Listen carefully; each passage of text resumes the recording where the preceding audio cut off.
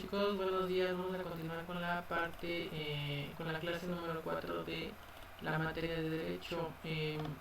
La finalidad de esta clase es hacerles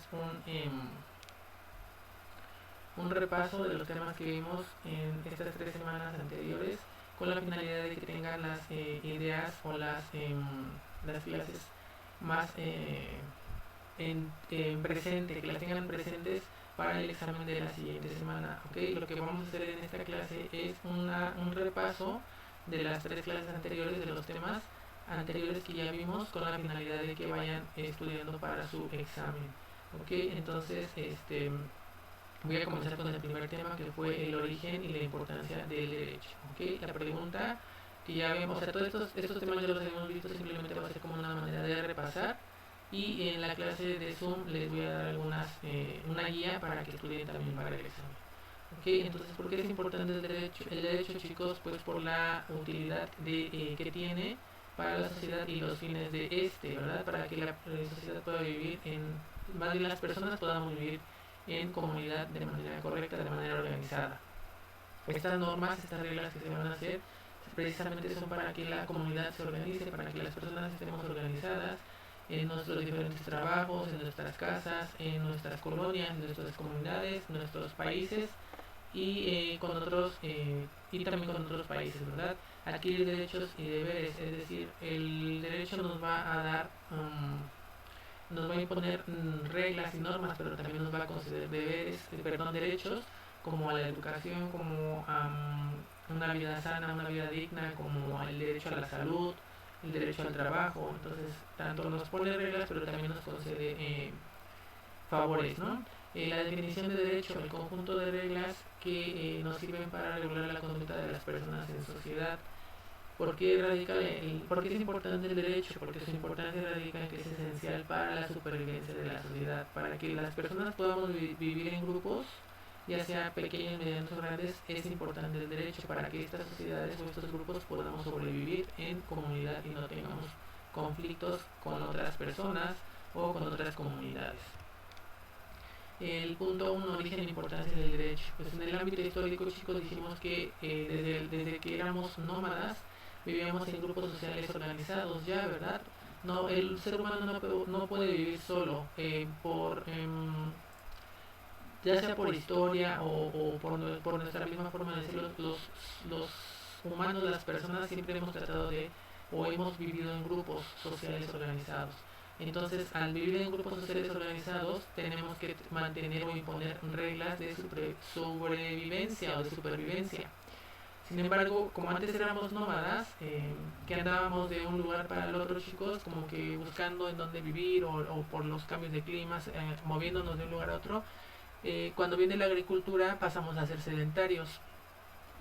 Es decir, ya no andábamos moviéndonos de un lugar a otro, ya empezamos a establecernos en aldeas, en pequeños grupos de casas, que ya no eran casas, chicos, eran como chozas, como lugares para vivir, pero ya establecidos, porque ya no andábamos recorriendo el territorio, sino ya quisimos establecernos en un lugar para poder sembrar, para poder hacer uso de la agricultura, también para nuestra supervivencia, ¿verdad?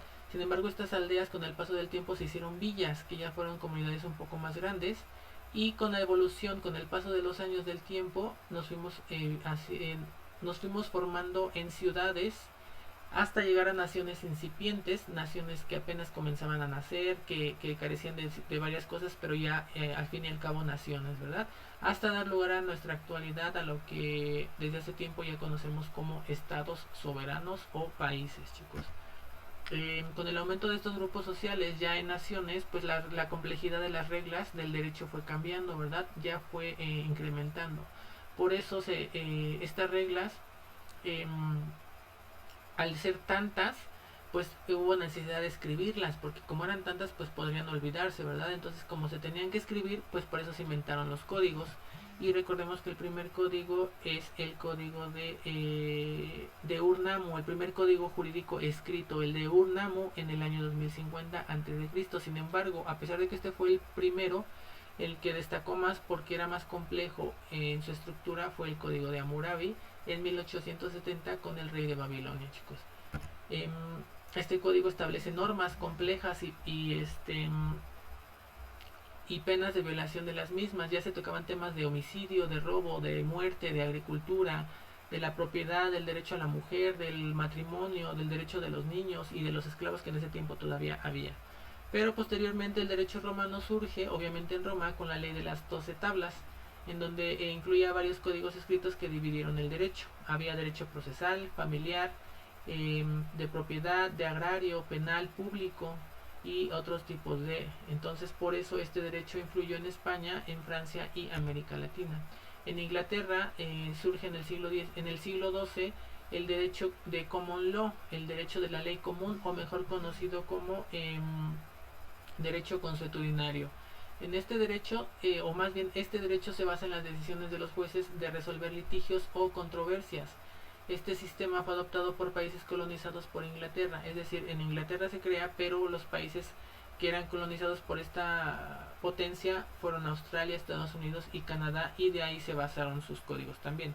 En el año de 1804 entra en vigor en Francia el Código Civil Napoleónico, el cual ha dado origen a otros posteriores. Y en el caso del derecho en México, en el siglo XIX, México adopta el Código Civil Napoleónico y la Constitución de los Estados Unidos. Eh, ya hay que recordar que nuestra Constitución es nuestro código fundamental, más bien es un código fundamental con disposiciones oficiales para organizar al Estado y los derechos de su población. La Constitución, es la evolución de los códigos, chicos. Antes eran conocidos como códigos, ahora son las constituciones políticas de los Estados Unidos mexicanos, o más bien la de nosotros, ¿verdad? En este caso, pero también Estados Unidos tiene su constitución y otros países tienen sus propias constituciones. Entonces, en México, con la Constitución de 1917, la de los Estados Unidos mexicanos, es con la que comenzamos a crear nuestro derecho, ¿verdad? Que fue resultado de la Revolución Mexicana de 1910, que incluía al principio esta Constitución, pues de las garantías individuales que todos debemos de conocer, chicos, como la educación, la propiedad agraria y el trabajo. Eh, pero actualmente, con la globalización, con la relación que tenemos con otros países, que se le llama esto globalización, no solo en la economía, sino también en política y social, eh, hubo la necesidad de crear normas o reglas, pero a nivel internacional, con la finalidad de que el intercambio o el comercio entre países se regulara, ¿verdad?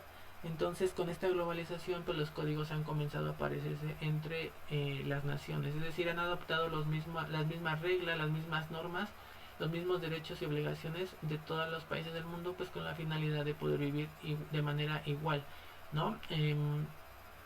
Cada país con su constitución, pero tal vez los derechos y las obligaciones son parecidas. Entonces, con esta globalización pues se han hecho más todavía.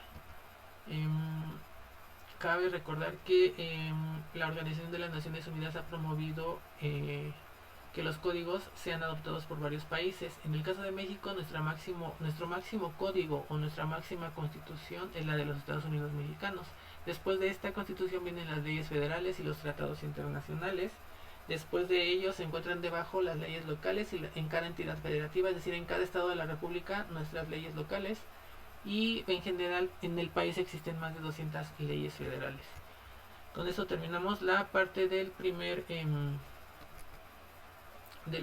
tema que hablamos en la primera clase. Vamos con el segundo, que sería el mundo normativo, chicos. Vamos a ver del mundo normativo que nos dice. De acuerdo a la influencia filosófica de Kant en el derecho, podemos distinguir varios sistemas normativos. Es decir, ya que comenzamos a ver la evolución del derecho, pues ya más actual, con este famoso filósofo en el derecho de Kant, vamos a distinguir varios tipos de sistemas normativos, pero en esta parte dijimos que íbamos a hablar acerca de las normas morales y las jurídicas, ¿verdad? Dijimos que las normas morales, que eran las que están enfocadas a la parte íntima del sujeto, a la parte personal, donde el entorno social no influye tanto, porque las imponemos nosotros mismos desde nuestros pensamientos. Pero en el caso de las normas jurídicas, por el contrario, estas sí tienen que ver con la conducta externa y con la sociedad. Es decir, si en las normas jurídicas las irrumpimos, esto sí tiene una repercusión para la comunidad en la que vivimos. Las primeras normas morales son unilaterales porque no hay quien nos exija el cumplimiento de nuestras reglas que nosotros nos ponemos mentalmente. Pero las otras, las normas jurídicas, son bilaterales porque imponen deberes, conceden derechos y obligaciones. Y si las llegamos a quebrantar o a romper, entonces sí hay una penalización o un castigo para quien las infrinja, ¿verdad? Sin embargo, antes de ver qué es una norma jurídica o moral, ¿qué es una norma en general? Pues la podemos entender como una regla de orden jurídico cuyo objetivo es regular el comportamiento de las personas que forman la sociedad. Es como les decía al principio, desde que los humanos vivíamos como nómadas, pero dentro de un grupo pues teníamos que imponer reglas o normas para poder vivir, ¿no?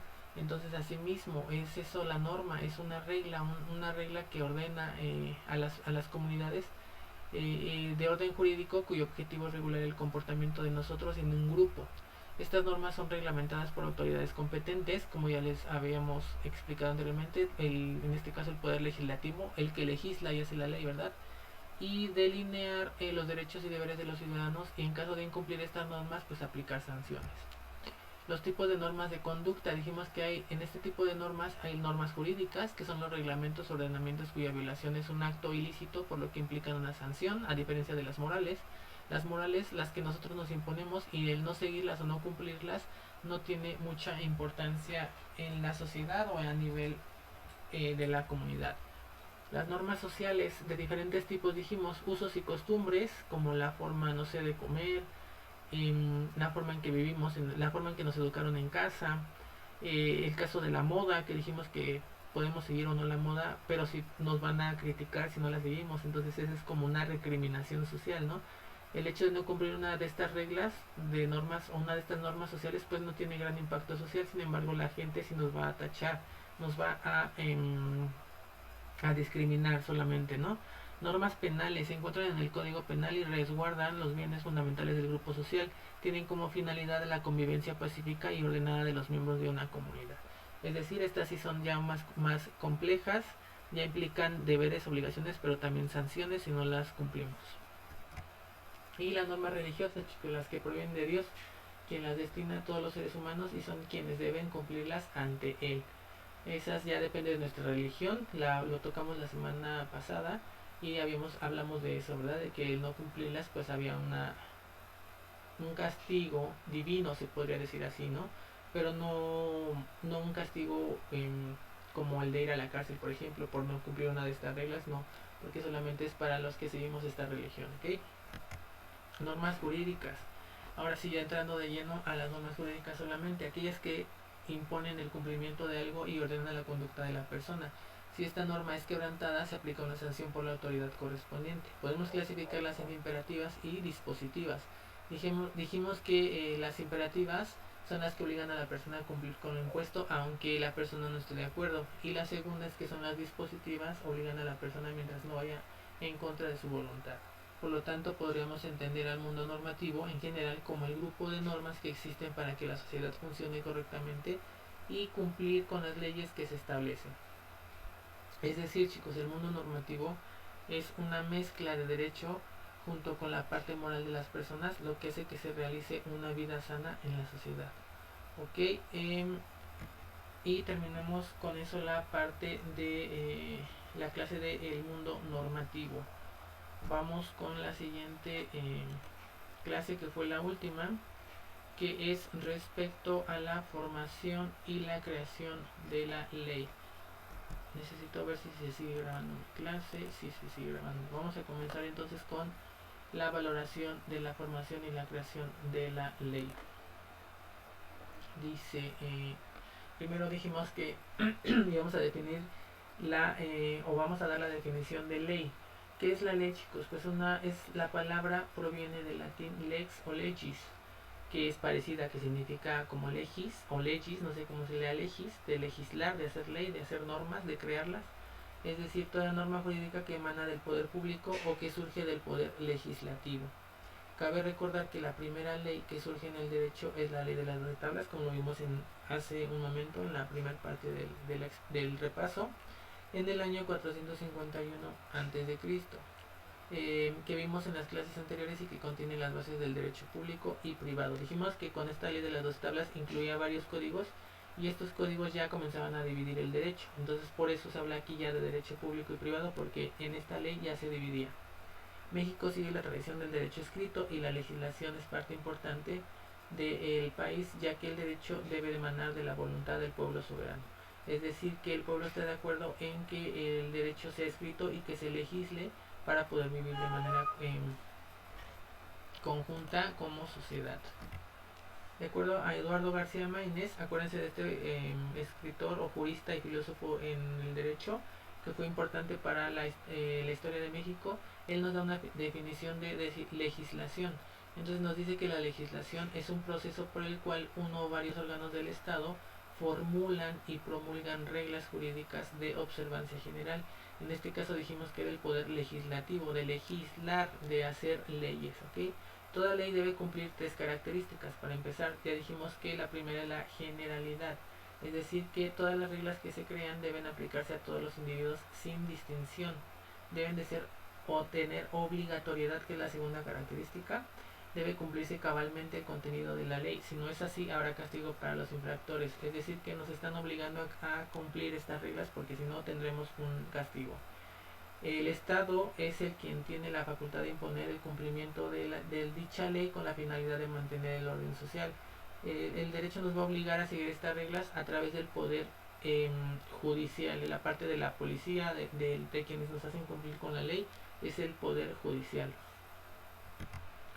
La irretroactividad de la tercera característica se refiere a que esta ley no puede aplicarse a actos que cometiste en el pasado y que se aplican cuando represente algún beneficio para ti. Es decir, si una ley no es creada y nosotros antes de que esa ley se creara cometimos algún acto, no se nos puede aplicar porque aún esa ley no existía en ese tiempo. Pero sin embargo, si ese mismo daño lo hacemos ahora que esa ley ya se creó, entonces sí vamos a tener algún castigo, ¿verdad? Sin embargo, la finalidad también es de que represente algún beneficio para nosotros, como el de cuidar el medio ambiente. Es beneficioso para nosotros porque de ahí nosotros vivimos, de los recursos naturales. Entonces, reglas que se creen de protección o que se hagan para cuidar el medio ambiente van a traer algún beneficio para nosotros.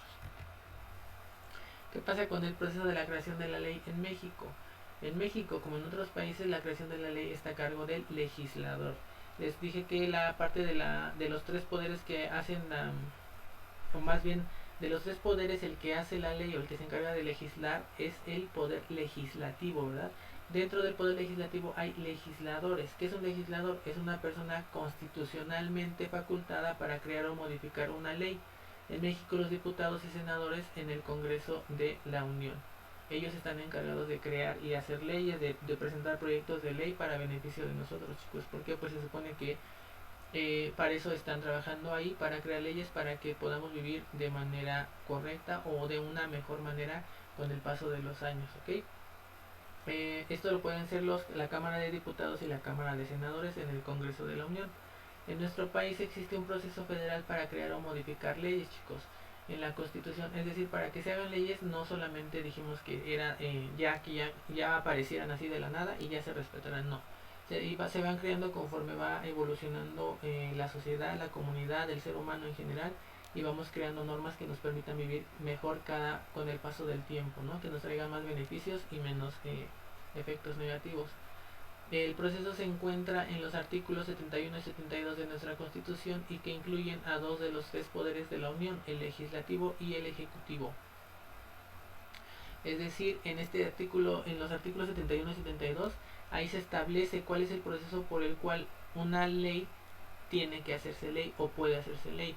Al principio no es una ley como tal, es un proyecto, es una propuesta de ley para que se cree, pero para que esta ley se vaya formulando o se vaya creando o la acepten las cámaras de diputados, pues tienen que pasar por un proceso de calificación o de evolución o de aprobación, como ustedes lo quieran llamar.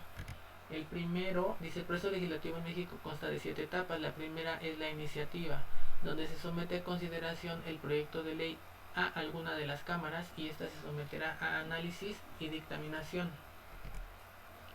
Dejen ver si se sigue grabando en clase. Sí. Es decir, chicos, primero vamos a presentar un proyecto de ley. en donde las cámaras, la de diputados o la de senadores, analicen nuestra ley, nuestro proyecto y dictamine a través de las comisiones. Dijimos que hay comisiones de diferentes temas. Si nuestra ley que proponemos es de medio ambiente, si nuestra ley es en el aspecto económico, o en el aspecto político, o en el aspecto del deporte, o en algún tema que ustedes quieran crear una ley, pues hay comisiones para cada una de nuestras propuestas. Estas comisiones van a revisar nuestra propuesta de ley, y ellos van a decidir si pasa a las cámaras. En la segunda etapa, que es la discusión, las cámaras van a deliberar si nuestra ley es aprobada o no, para que se convierta en una iniciativa de ley. Al principio fue una propuesta, un proyecto.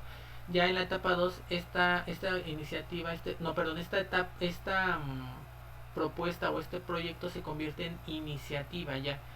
En la parte 3 viene la aprobación. Es la aceptación de un proyecto de ley por las cámaras. Dicha aprobación puede ser parcial o total. Ya están aprobando que esta ley sí se puede aplicar en nuestro país, pero solamente si es parcial o total. Si es parcial, solamente una parte, la mitad o 3/4 partes de nuestros puntos de la ley se aprueban, y sería parcial. Pero si hay una aprobación total, toda la ley que presentamos de manera general se nos está aprobando. Después viene la sanción, chicos. Una vez que se aprueba la iniciativa de ley, se remite al legislativo, al poder legislativo, para que la apruebe y no la apruebe o no. Si en esta parte de la sanción el poder legislativo la puede rechazar o la puede aceptar, o la puede regresar a las cámaras, que sería a la parte 2, a la discusión, para una nueva revisión. Cuando llega a la etapa 4 y en la etapa 4 el poder legislativo la regresa a las cámaras de diputados o de senadores, la veta. A esto se le llama el veto. Cuando la regresa a las cámaras, la veta, ¿ok? Entonces, en la etapa 5 viene la promulgación, cuando el poder ejecutivo reconoce solamente que una ley ha sido aprobada y que por lo tanto debe ser obedecida. Ya en esta etapa 5 de la promulgación, pues ya es aceptada la ley, y pues está ya, una vez aceptada, quiere decir que ya se va a respetar, ya debe de ser obedecida y aplicada a toda la población, porque acuérdense que para que una ley sea aprobada, debe de cumplir con las 3 características de generalidad, obligatoriedad y la otra generalidad, me parece, ¿no? Entonces, cuando se hace una ley, pues tiene que ser hecha para que se aplique a toda la población, a todos los mexicanos en este caso. Y después de la promulgación viene la publicación. En la publicación, esta ley aprobada se da a conocer a quienes deben cumplirla a través del diario oficial de la Federación. Es decir, en la promulgación se acepta y se establece que debe de ser obedecida. En la publicación, esta ley se va a imprimir en el diario oficial de la Federación, se va a presentar para que la sociedad la conozca, para que sepamos qué leyes se hicieron y nosotros estemos enterados en qué temas, en qué aspecto o hacia dónde va encaminada esa ley, y se presenta en ese diario oficial de la Federación. Es como si se diera a conocer, como si saliera en un periódico una noticia, así en una ley se presenta en este diario oficial de la Federación. Y la etapa 7, la iniciación de la vigencia, es decir, cuando entra en vigor esta ley, cuando se comienza a aplicar. Es el momento en que una ley comienza a obligar a otros a cumplirla. Es decir, cuando ya cuando esta ley ya se publicó en el diario oficial de la Federación, empieza la iniciación de la vigencia. Si esa ley fue creada, no sé, por ejemplo el 15 de septiembre, pues todavía tiene 1 o 2 semanas para que entre en vigor, para que se active, se puede decir así, o para que comience a aplicarse.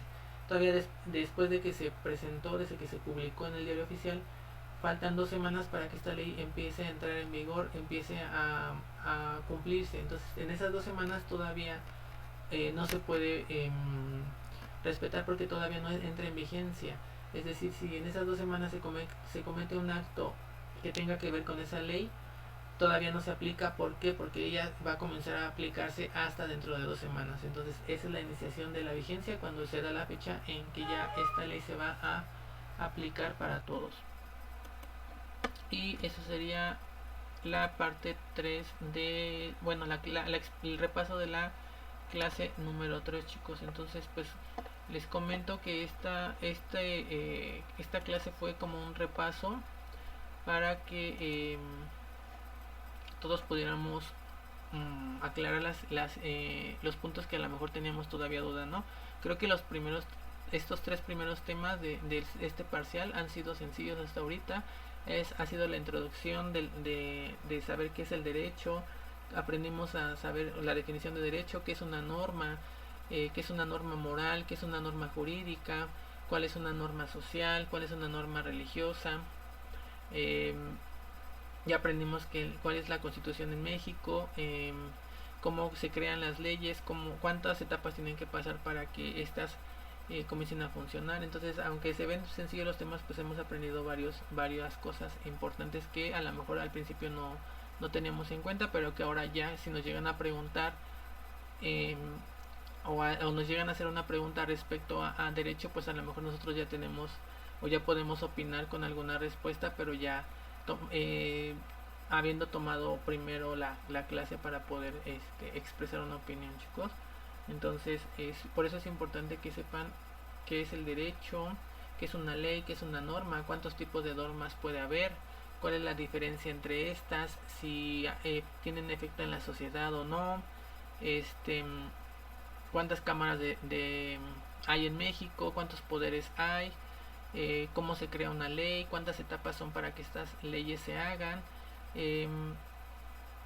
y diferentes tipos de temas que ya repasamos. Espero que esto les haya servido para que respondan bien su examen, pónganse a estudiar, tienen que darle un repaso a sus temas, vienen fechas, vienen datos importantes, vienen códigos, vienen definiciones, vienen nombres de personas que han dado definiciones. Entonces todas esas cosas les tienen que poner atención, chicos, porque son 20 preguntas que van a venir en el examen. Entonces de estos tres temas que vimos, todo lo tienen que estudiar, todo repasar, grabarse las fechas, los nombres de los códigos, las definiciones de derecho o de alguna etapa de la creación de la ley, no sé, algunas de esas preguntas van a venir, en total 20, para que las estudien. Y con esto terminamos esta primera parte del primer parcial, y nos vemos a la siguiente clase para comenzar un nuevo tema con el segundo parcial, chicos.